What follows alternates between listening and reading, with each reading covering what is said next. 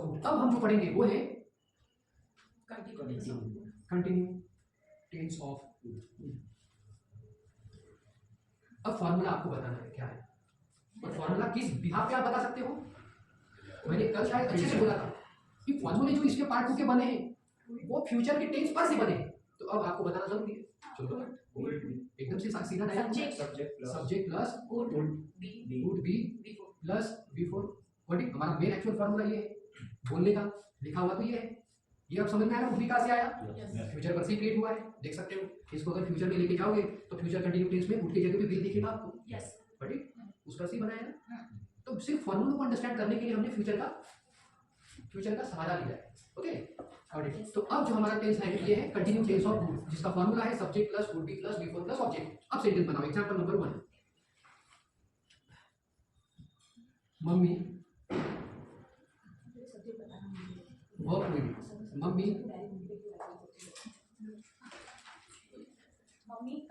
चाय बनाती हूँ। ये सेंटेंस है हमारा, इसको अप्लाई करने वाले हैं। ठीक है, देख लिया। ठीक है, एग्जैक्ट ताकीद का कंसेप्ट है, लास्ट में टी आया है, एग्जैक्ट उठ का है। क्लियर हो गया ये? चलो दिखा देता हूं, बोलो इंग्लिश में। मम्मी वुड बी टेकिंग भी होता है, बनाना मेकिंग होता है, कुकिंग होता है, लेकिन मैंने चाय पी रही होती बोला। पीने के लिए टेक भी है, ड्रिंक भी है। ठीक है, टेक मतलब एक्चुअली लेना होता है, बट ड्रिंकिंग प्रोसेस में टेक भी लिया जाता है। ठीक है, इफ यू डोंट माइंड याद रखना। तो मम्मी वुड बी टेकिंग, खत्म।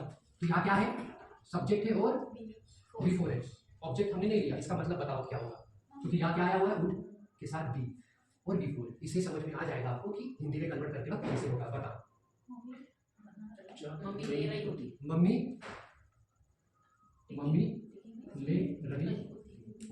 कैसे होगा, मम्मी ले रही होती क्या, वी डोंट नो, क्योंकि हमने ऑब्जेक्ट लिया ही नहीं, ऐसा इसका मतलब होगा।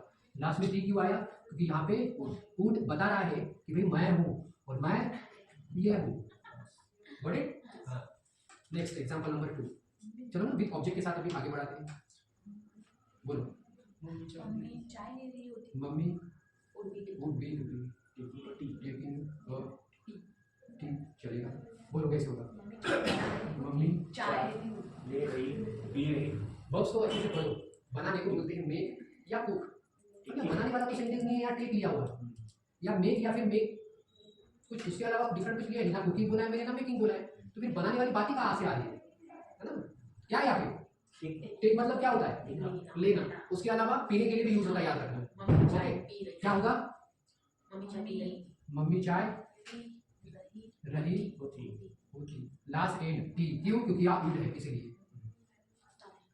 और रही रहे क्यों आ रहा है, क्योंकि यहाँ पे बी 4 है, बराबर है उसके लिए। अब देख सकते हो यहाँ पे सब्जेक्ट है, बिफोर है एंड ऑब्जेक्ट है।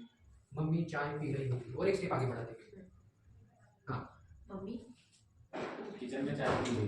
Mummy taking would be taking और tea taking a tea on slope on slum terrace on terrace. Okay, और इन होटल। और मुझे बहुत बड़ी प्रॉब्लम है। हाँ कंफ्यूजन। आओ बताती। हाँ पाल सर, कुछ आ रहा है माइंड में, आ रहा है। बोलो ना। मम्मी चाय पी रही होती। मम्मी किचन में ओके हाँ चाय पी रही होती। ठीक है, किचन में चलेगा। अश्विनी आपने बोला, मेरी प्रॉब्लम सॉर्ट आउट करो। आते ना आपके मम्मी हॉस्पिटल में जाती है। हॉस्पिटल में चाय पी रही थी।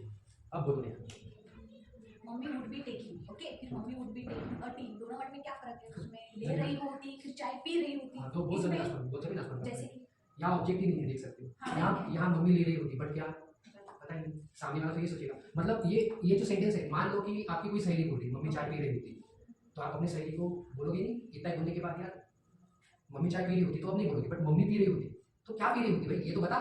तो यहाँ ऑब्जेक्ट है ही नहीं ना। अब यहाँ ऑब्जेक्ट के साथ अप्लाई हुआ है सेंटेंस, मम्मी चाय पी रही होती, क्या सेटिस्फैक्शन है। मैं अगर बोलता हूँ कि मैं खा रहा होता, तो सामने वाला बोलेगा तो भाई क्या खा रहा होता है ये तो बता। अब अगर मैं बोलता हूँ कि यार मैं एप्पल खा रहा होता, तो सामने वाला ओके गुड, अब उसको समझ में आया प्रॉपर। ये तो फर्क है कि इसमें सब्जेक्ट और सिर्फ वर्ब है, इसमें सब्जेक्ट भी है, वर्ब भी है, ऑब्जेक्ट भी है। फॉर्मूला कब कंप्लीट होता है, जब सब्जेक्ट वर्ब और ऑब्जेक्ट होता है। इसका मतलब क्या, तभी सेंटेंस अंडरस्टैंड होता है। यह सेंटेंस समझ में आ चुका है क्लियर। अब समझ में आने के बाद भी सेंटेंस क्यों आगे बढ़ा है, मतलब हो सकता है कि कोई इस सेंटेंस के अलावा एक्स्ट्रा कुछ ऐड करके और बोल दे, है ना, जैसे कि मम्मी चाय पी रही होती। इसके अलावा कोई ऐसा भी बोल सकता है, मम्मी ग्लास में चाय पी रही होती, मम्मी कटोरे में चाय पी रही होती। थोड़ा सा फनी सा है तो लाफिंग होगा, राइट। तो ऐसा कोई भी बोल सकता है, ठीक है। इसलिए मतलब आपका हमारा इंटेंशन क्या है कि हमको तो ये सेंटेंस समझ में आ गया है, बट जब हम टॉकिंग करने लगेंगे तो सेंटेंस को और ज्यादा बड़ा करके भी बोल सकते हैं, उसकी तैयारी करो, ठीक है। अब हमको बोलना है mummy would be taking a T, याद हो गया है, ओके। ये भी अच्छा है, इन गार्डन, है ना, बढ़िया मस्त, सूर्या लेते हुए आसमान की तरफ देखते हुए, इन गार्डन चलेगा। अब वो बोलो कैसे होगा हिंदी में, मम्मी गार्डन में चाय पी रही होती। हो गया, खत्म। लास्ट का टी बता रहा है, उर्दू वाला सेंटेंस देख सकते हो, सब्जेक्ट बिफोर एंड, ये कंप्लीट पूरा का पूरा ऑब्जेक्ट है, बट ऑब्जेक्ट बढ़ रहा है धीरे धीरे।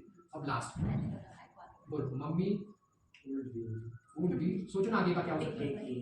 ये तो ठीक है, उसे मैसेज छाप ही रहा हूं मैं, आगे क्या हो सकता है। मम्मी गार्डन में फ्रेंड्स के साथ गार्डन में, mummy would be taking a T in garden, क्या हो सकता है। विद फ्रेंड, हाँ वही तो दोनों के दोनों। हाँ फैमिली लिखो नहीं तो फ्रेंड लिखो, आपकी इच्छा sir. With his son, okay, got it. Sentence को कितना बड़ा हो गया है, mummy would be taking a T in garden with his son, वो अपने बच्चे के साथ गार्डन में चाय पी रही होती। ओके, हो गया लास्ट का, समझ में आया। अब कोई ये तो नहीं बोलेगा ना दिस मतलब क्या होता है, मैंने ऑलरेडी एक्टिव पैसिव लिख कर दिया हुआ था, ठीक है। बोलो कैसे होगा, मम्मी बोलो ना, गार्डन में अपने बच्चे के साथ चाय पी रही गार्डन में पी रही होती, अपने अपने बच्चे लड़के के साथ भी होता है, लड़के के साथ चाय पी रही होती। ओके, यहाँ तक समझ में आया 4 स्टेप, यस सर। चलो लिखो।